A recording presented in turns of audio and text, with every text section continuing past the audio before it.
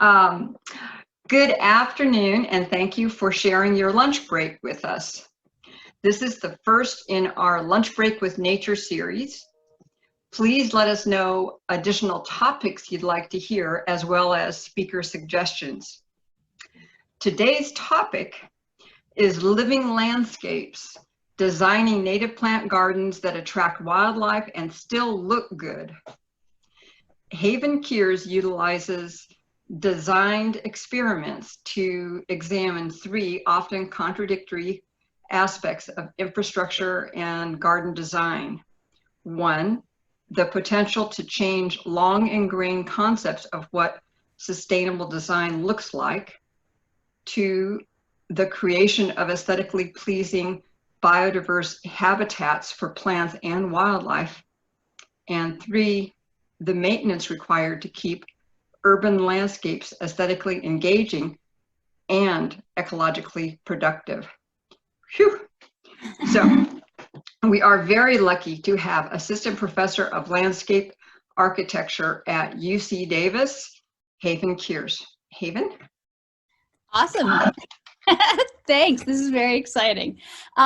So yeah, that was a great introduction. Thank you very much. I am going to share my screen now to get the PowerPoint going. And I think I'm going to turn off my video just because I don't have a ton of power. And I think if you see me doing all this with my hands, which is what I do, it might be a little distracting. So hang on one second and we will get started.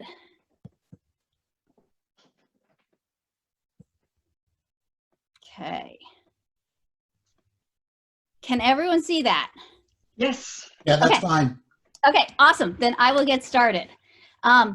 So like Chris said, basically what my main interest is how do you take the science and how do you take the ecology and turn that into design? How do you marry it with the design of something so that sustainability isn't something that we're doing just because it's the right thing to do or because it's good for us, but it's something that we're really excited about, that we want to show off our gardens. We want to show people how beautiful the things are that we've created, but it's also doing good. So I want to just get started. I'm sure we all know about biodiversity, but really just talking about biodiversity and why we want to improve biodiversity in our areas and bring in more of these critters. You know, so I mean, I've got a bunch of bullet points. So migration islands for species of insects and birds, this idea of improved urban habitat, right? We've got all of these amazing cities. We've got a few street trees here and there. Like, it just seems like this amazing opportunity to bring the wildlife into our cities. And we just have little bits of patches, but if we can start creating more patches and expanding those patches and bringing them in, then we can really have this sort of combination of people habitat and animal habitat working together. You know, we can start stabilizing native and local populations. We can protect our native plants. And then things like ground nesting birds, right? Let's create places for ground nesting birds that don't really have so many places in the urban areas or even in rural areas that are, you know, maybe plowed under for agriculture. So starting to think about things like that.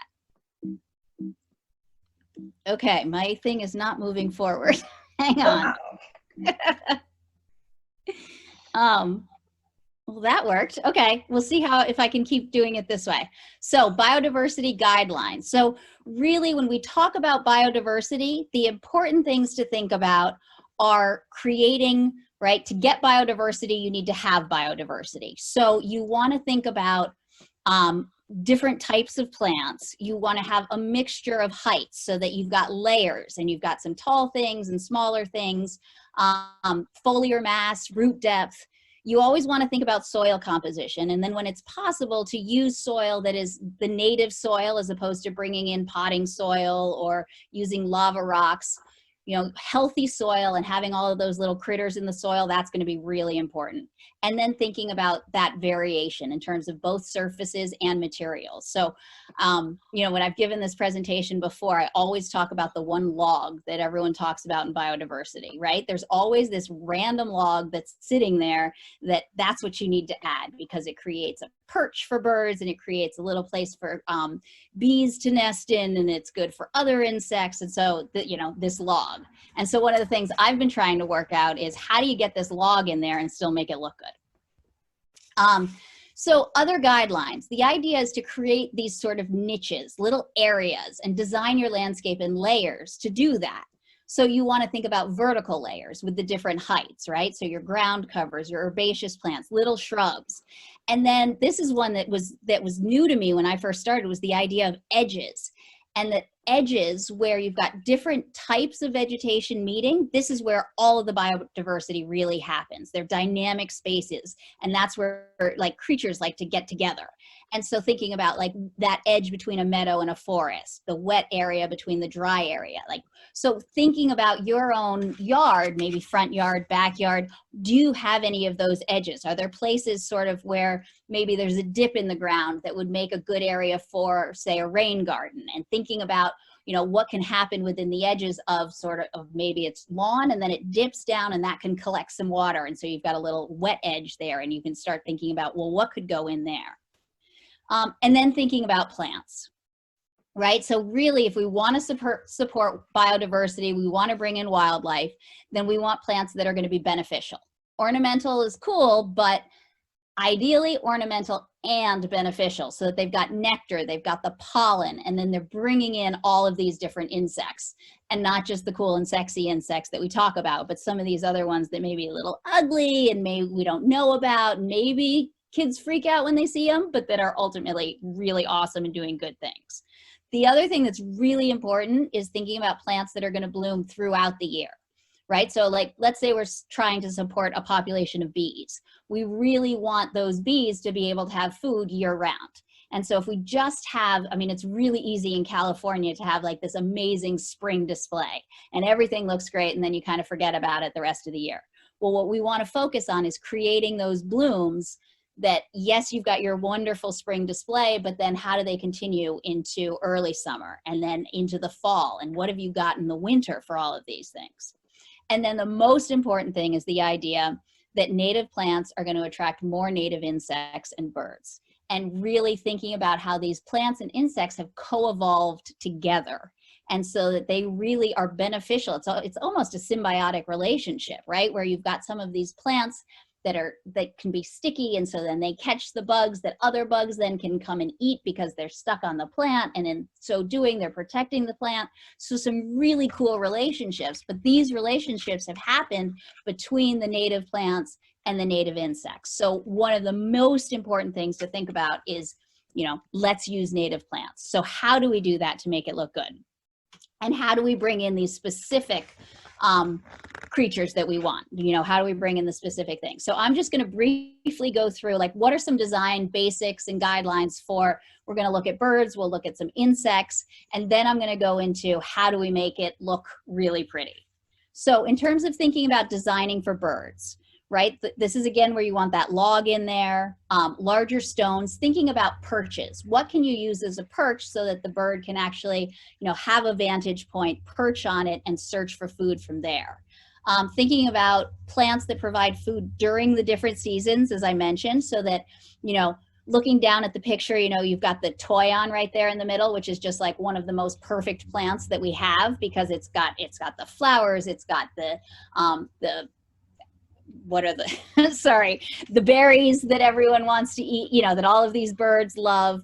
And I mean, it's a fantastic plant. It also happens to look really good and do well in gardens. So thinking about plants for food throughout the seasons, that local soil that I was talking about, so that we've got those healthy invertebrates growing in there, you know, that are happy that the birds can also eat. And the idea of planting in same species clumps. This will come up throughout the presentation. Just this idea that that's how the insects and that's how the birds all get attracted to a space. You've got the clumps. We're not talking monoculture. You don't want the same plant across your entire lawn or garden, but having those clumps make it easier for your birds to come and find that area. And then also leaving some leaf litter.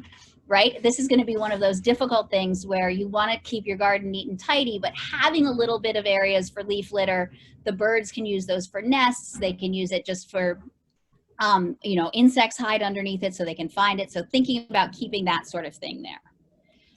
And then, you know, let's go with the darling of our birds, the hummingbirds. And so what I've done is just listed, and will share this presentation, happy to point you out to lots of different lists. I actually started putting together resources for lists, and then I was on the CNPS website and everything was already there. So I definitely highly recommend everyone go to the CNPS website, look at that, look at the latest plant availability list for the plant sale from Elderberry Farms, because there were some amazing plants on there. But specifically, if you're looking at these, a lot of these hummingbird plants, if you look at them, we're talking trumpet kind of shape, red colors, and that's what the hummingbirds love. That's where they go for their nectar. So this is just, your epilobium is one. Aquilegia, I did a mix of sort of sun and shade ones. So the aquilegia, the ribes, galvesia, and heuchera, those are kind of more of the shady spots. But your epilobium, full sun, the mimulus, the diplacus, kind of a mix, the salvia, full sun. So you can, it doesn't mean that your garden has to be, you have to have a full sun garden to attract hummingbirds. You really can play around with different plants and different aspects. Okay, so see, these are some of those insects that I was talking about. Maybe not the prettiest things, but look at them attacking our aphids or attacking the whiteflies and getting rid of some of these other really pesky insects that we don't want. And so if we can design for those, then we don't have to use pesticides and we don't have to bring in these chemicals that we don't like. And we can the question then is, how do you do that? Do you tuck in like a little plant that maybe isn't the prettiest thing, but does some really great things? Or are there some that can be front and center that the insects love? Like your columbines, a great example. That's a perfect one for beneficial insects. So why then? If they're not sexy, they're not that cool, what is the thing that we want to design for insects? Well, they're great food for the birds that we want, the bats, fish, frogs, lizards. And then 96% of terrestrial birds raise their young on insects, mostly caterpillars. So that's why if we want our birds, we've got to have our insects. And then the predatory insects, right? So they'll eat other insects and keep the pests that we don't like, right? I feel like we all know about the ladybugs and how they're really good and they get rid of things, but they're all of these other ones that aren't maybe as pretty and bright red, but also do some amazing things. And then the other thing that insects do is that they provide decomposition services. So they break down the wastes and the dead animals and the plants, and they're also helping to create this amazing healthy soil that make our plants do better, our gardens look better, all of this good sort of stuff. So again, for designing for insects, we want that log. And here it's for the insects to nest in. Rotting logs, and we can may not be my favorite aesthetically, but I'm a big fan of tucking things away, right? If you can include these pieces in your garden, they just don't have to be front and center. And for the things that are front and center, let's start thinking about what are some acceptable alternatives that we can use. Areas with boulders and bare soil are really good for spider species. We're going to talk about bees too, and bees like areas with bare ground. And then thinking about these sticky plants that are going to entrap the little pesky insects that we don't like so that the predatory insects can eat those and control them. So thinking about things like that. So here are a bunch of these, and all of these plants I looked at, and basically, I already talked about the Elderberry Farms plant list. The UC Davis Arboretum is moving their plant sales online this fall, and so they have a lot of these plants. Hedgerow Farms, Cornflower Farms, Calflora, all of these are pretty good, like local. They're all like within an hour or two, and have a lot of these species. And so you don't have to, you can find native plants in other places, but we're really lucky that we've got these great resources of native plants that also do well in the garden. So here are some of these examples. Coyote bush is fantastic. If you look at coyote bush in the middle, Baccharis, in the middle of summer, it's just swarming with insects, got them all over the place. The yarrow, Achillea, I mean, yeah, it can kind of take over, but man, do the insects love it. This is one of those ones that if you look at any list, it is fantastic. Grindelia is another one that was recently on, I think, a lot of bees lists, lists for really good bees. just Eriogonum too. That's another one at the UC Davis Teaching Nursery. You look at these Eriogonums and it's just like all over the place. They're just covered with different insects. So then we can move into designing for bees and thinking about, you know, how do you create habitat for bees in the urban environment? And by urban, I mean urban, suburban, for people in rural areas, but really like, you know, I'm talking about you don't have acres and acres that you're going to meticulously restore to how it was before. It's kind of like, how do I take what I've got and make it work to bring in these bees, to bring in the hummingbirds and the other birds, and to bring in these beneficial insects, working with small, whether it's urban or suburban plot to do this. So for bees, they need foraging sites. They need them from early in the spring all the way through to the late summer. And so wildflowers are just a fantastic way to find that sort of thing and for them to get what they need. So they're going to attract the bees and provide the suitable forage habitat. So in terms of why we want to design for bees, another new one for me, 1,600 species of native bees in California, which is just mind-boggling, I think, right? Because we all know about the honeybees. We can all recognize the honeybees. I feel like maybe we recognize carpenter bees, but okay, so the honeybees aren't even native. So I said carpenter bees, so now I'm down to like still 1,599 that I don't know. I mean, it is unbelievable. And I am starting to learn more, I promise. But native bees actually make up a high proportion of bee visits in certain crops. So they're also really good for our agriculture. And because we've had the colony collapse with the European honeybees, which are so important to our crops, having proximity, being close to, you know, native habitat and native plants, that is going to increase the number of native bee visits to our crops. So absolutely vital. You know, we all know how important bee visits are to crops and pollination. Why not work to try and promote some of our native bees as well? And so for the bees, the things you want to think about are little mounds of sand, coarse sand for the mining and the solitary bees. They love to burrow in that. A mixture of wildflowers, as I said, for continuous bloom. And perennial and annual seeds, ephemerals that do well in the local climate. I mean, for the bees, this is where thinking about like local ecotypes and what are the wildflowers that do really well in your area. And what's so cool about some of these seeds is that you really can, once it starts raining, kind of throw out a lot of these wildflower seeds and they will just come up and they are just fantastic for the bees. In terms of colors, bees, you know, blues, purples, violets, white, yellow, those are the ones that attract bees. And similarly to what I was saying earlier, clumps. That's what brings a bee to an area. Clumps of very similar flowers, so 4-foot wide clumps, which works well, I think, from a design perspective, right? Because, like, yes, in the picture that I'm showing in the bottom left-hand corner, that's a beautiful meadow. But in reality, if you look at it, there are clumps of the darker yellow, the clumps of the purple. In nature, we don't have this mixed field where it's just one of everything kind of spread out through the whole thing. In nature, you think about it, and it's a clump of something, and then the seeds spread near it, and so it gets a little bigger, and then the clumps get bigger and bigger. And that is actually more soothing to our eyes than if we have to look and it's just sort of chaotic with flowers everywhere. So thinking about planting in big clumps not only is really good for our bees, but it's also really good for our design aesthetic and for keeping a beautiful garden that people are excited about. God, I got stuck again. Okay, so bee plants that we want to think about. One of my favorites is the redbud. The leafcutter bee absolutely loves the redbud. And if you look at it, you can see when a leafcutter bee has been there, it leaves almost a perfect circle in the leaf of your redbud. And they take that little circle of leaf and they use it to line their nests. And it's just one of those things where it's just sort of a great story to tell and to be able to point out to kids.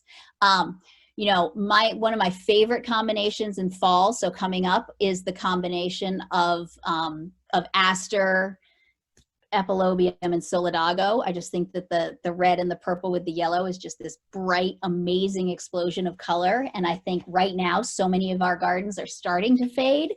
And excuse me, this is a great way to kind of brighten up our gardens and bring some excitement back as we move into fall. Moving then into designing for butterflies, one of the things that's great is that really designing habitat gardens, living landscapes, you can help conserve rare species. So you can think about plants that are food sources for the pipevine swallowtail or for the bay checker spot, and use those plants that they like and that they want to be with, so that their caterpillars actually need as a food source, and then kind of cultivate the butterflies on your own. So the primary food plants for the butterfly caterpillars, right? This may not be something that we always think about. We always think about, oh, the nectar for the butterflies as they go through and pollinate. But in order to get those butterflies, the caterpillars have to be fat and happy first to turn into the butterflies. So we really want to think about, what can we do? How can we feed those caterpillars? So thinking also then about plants that provide nectar for the adult butterflies, and then making sure that the populations that you want to attract are actually within the vicinity of your garden. And this, you can find, where are these native populations? Quick story is just that, like with the California Academy of Sciences green roof, they did all of this design for the bay checker spot butterfly, and they put in plants that it used and wanted, but it turned out that the roof was too far away from the closest natural population, and there was no way that the population that was there could ever make it out to the roof. So it was kind of a lost opportunity. So thinking about that kind of thing. And then here are just some examples of those butterfly plants, right? If we're bringing in the monarch butterflies, then we really want to think about our Asclepias, either the narrowleaf milkweed or the showy milkweed. Eriogonums are fantastic for the pipevine. Then for the pipevine swallowtail, Aristolochia, the pipevine is going to be a fantastic plant. But really, so key thinking is about both the plants for the butterflies, nectar source, and then the plants for the caterpillars. Okay, so now, how do we take all of this good information about designing for wildlife and bringing in everything that we want, and how do we make it sustainably chic? And so just a fair warning is that I got really into the concept of alliteration, so just bear with me as I go through all of my titles. So we'll start with marvelous meadows, right? Meadows seem like they should be the easiest thing in the world to do, and they are one of the hardest things to design. But when they're done correctly, they are fantastic. And one of the things that I like to use when I'm designing meadows is this idea of the Pete Udoff method. And for people who may not be familiar with who Pete Udoff is, he is the main designer for the High Line. And he's sort of one of the proponents of natural gardens. And the way he designs his gardens that make perfect sense to create sort of this naturalistic meadow look is he starts with a matrix. So he takes one, typically it's a grass, one plant that he spreads across the entire surface of the space. So let's say it's your front yard.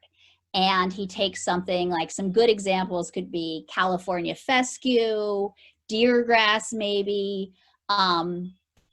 There are other ones, like blue fescue could be really nice. Anyway, you take that, spread it across evenly across the whole thing. That's creating the matrix that's grounding your eyes and holding you in place.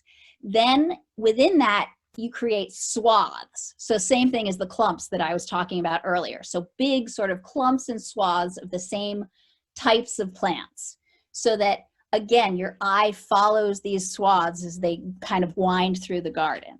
Then you've got some scatter plants, and the scatter plants, this is where it's things like bulbs, so like Tritolea, maybe some allium, maybe something like a white sage, you know, these plants, or a Salvia Winifred Gilman that kind of can stand on its own. So they're just kind of scattered throughout. And then as it's all growing in, you can fill those empty spaces in a new garden with annuals, right? So that's where you spread seed, or maybe you get some 4-inchers and spread that. And that is going to create a beautiful meadow that looks really good, that follows all of the principles that we want, but it also, your eye isn't just going all over the place. It's not like it's just there are flowers everywhere, which is like one of the things that worried me. Your eye moves from the swaths, the matrix then grounds the whole thing in place, and then you're allowed to let your eyes kind of dance across at all of these different scatter plants as they come through. Okay, stunning swales. So this is another area that I get really excited about, and the idea of swales and rain gardens, because if you look at what's coming out of the East Coast, again, we've got the Pete Udoffs and the Omi van Swedens. We've got these amazing garden designers that are really playing around with different plants. But the plants that they're playing with are things like black-eyed Susans and Joe Pye weeds, these plants that are native to New England and to the East Coast. And then when you come and look at the swales that we have in California, we're using juncus, and that's all we're using. We've got lots and lots of juncus, which is a great plant and fantastic, but I think it's time that we on the West Coast really start exploring what are our opportunities and what are some other things that we can play around with plants. So to that, really this idea of using maybe a tried and true, a grass, a rush as a base, sort of along that lowest point, playing around with seeds and seeing what annuals you can get to add color, avoiding grasses, because some of the grasses can really clog out the swale, and so playing around with, you know, what grasses don't do that. And then, like, one of my areas of research right now, I'm actually testing 3 different types of swales out on the UC Davis campus at the through the California Center for Urban Horticulture. And we are doing, one of them is really just looking at typical ornamental plants. We've just got, you know, we've got coreopsis, we've got daylily, we've got the things that you can go and you could buy as your typical, mostly non-native plants. Then this fall, we're going to put in one that's California natives, but they're going to be all California natives that you can find at most nurseries. So some penstemons, a lot of salvias, and ones that basically any homeowner could find without having to, you know, go to a specialty native place. And then next fall, we're going to do a 3rd area where it's really all local ecotypes. And we're really going to focus on what are the plants that do well. In our case, you know, for Yolo County, and really focus on those so that we can compare and we can start coming up with a list of what are some of these plants, what plants do well, instead of just kind of the ones that we've always used. The other thing that I've been getting really excited about are the idea of hedgerows, and thinking about them not just as at the edge of farms, and they're great and they do wonderful things for wildlife, but can we use them in our own gardens as privacy screens? And instead of just taking that row of, you know, Laurus nobilis or boxwood or pittosporum, can we play with some of these California natives? I mean, look at the ceanothus in this picture. It's stunning. Can we play with that? Can we play with some of these other beautiful plants and create our own privacy hedge, maybe between fences that back up, or if maybe it's a front yard and we don't want people looking in our windows? How can we play with these wonderful native plants so that it looks good and also has that dual purpose of bringing in wildlife? And so that's another area of research in the same area. We're going to be, I'm working with the UC Davis Arboretum, and we're going to be planting hedgerows along a roadside edge. And some of them are going to be very similar to a lot of these sort of pictures, ones that you would see along ag buffers or at farm edges or along the roadside. But then I'm going to take a select area and try and formalize it a little bit. Same plants, but more clumping, more kind of pulling them together. Maybe there's a little more maintenance involved, but thinking about how can you do that so that this is something that we can adopt in, you know, anywhere, in not just yards, but maybe also in these areas like around power lines or in just open green space. So, you know, thinking about the wildlife, these are the things we want. Again, layers, we want to provide food, we want to create shelter, nesting sites, all of that. And if we can do that at a larger scale at our own houses, think about, you know, the potential for that. Okay, marvelously modern. How can we take native plants and make them look chic and like very modern? So couple examples here in the upper right hand corner. This was an exhibit that we did for the San Francisco Garden Show, where we did a green roof and added plants. We created a gabion wall, put all of our native plants in very straight lines, and just used the natives, but in a way that made them look much more modern. You know, the center picture here is a bee hotel, but instead of one that just sort of has lots of little sticks put together and holes drilled in, this is, you can see, very modern, very sleek. So this is one of those things that I was talking about, where it's like, how can we take that rotten log and actually make it into something that looks like it belongs in a modern garden? So in this next picture, so at the bottom, you can see a front-on view of the garden that we did, but up above it, that is a metal tube that has, if you look closely, you can see all of those little holes. That's actually been designed as an insect hotel. So bright color, very modern, you know, still you've got the perch for birds, you've got insect areas, maybe you leave a little bare area around the bottom of sand so that you can have some nesting bees.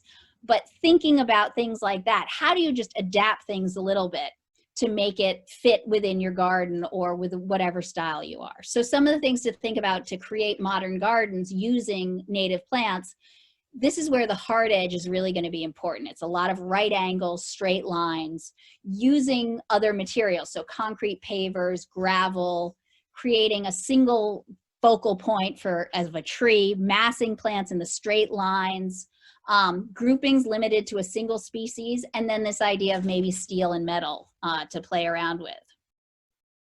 And then I just have a couple more, but Asian aesthetic. So one of my favorite things to do with my students, I teach a planting design studio, is to give everyone a different typology. And then they have to do a garden of that typology using only California native plants.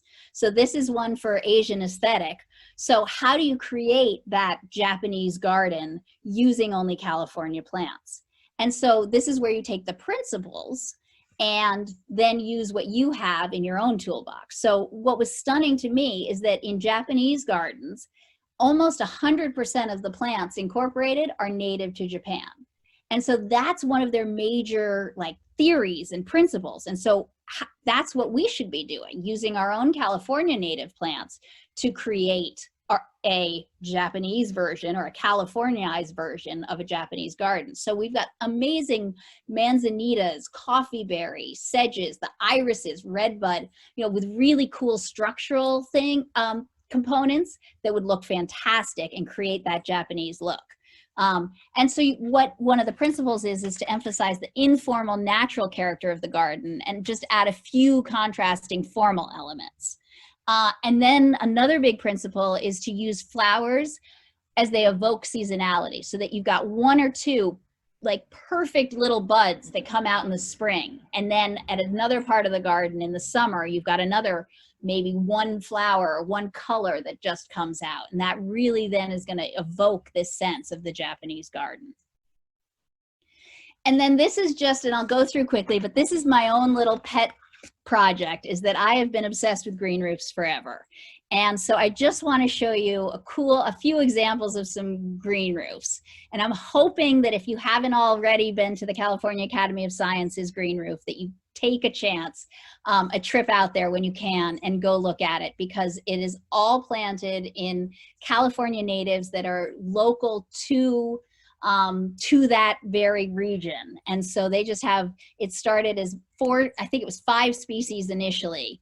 In the upper left-hand picture, you can see that they really, I think they had 3 or 4 species, and they've just developed it since then, adding all of these different types of plants. And so the thing that's cool about green roofs is that we're really talking urban. And so it's a great way to bring greenery into an urban core, and to do it in a way that really doesn't disturb plants, animals, or people, right? It's just this kind of forgotten area. And so you can create wildlife corridors, and you can add rare and endangered plants. And it's not like you've necessarily got people tromping all over them. So these are just two examples, or this is an example. This is the health center at UC Davis, tiny little green roof. And so my experiment here is I'm just testing a bunch of different grassland plants. And I'm seeing, because people tell me that, you know, grassland plants, and you think about your Stipopulchra and these grasses that want to grow like 6 feet down with their roots. I'm testing them in 6 inches of soil and seeing how they do, and seeing what insects I bring, and can I bring that in to the area here, and can we use some of these areas. This used to just be sedum and there was nothing, and now you go out there and there's a pair of goldfinches out on the Bolander sunflower, and there are hummingbirds and all sorts of cool insects around there. This is just another example. This was a bike rack that I built with students for the design build construction class that I teach. And again, we're using California natives. Whoops, I got ahead of myself. California natives there, and just testing and seeing what grows well and what's doing well within this type of thing. So with that, I will close. I'm sorry I went a little over.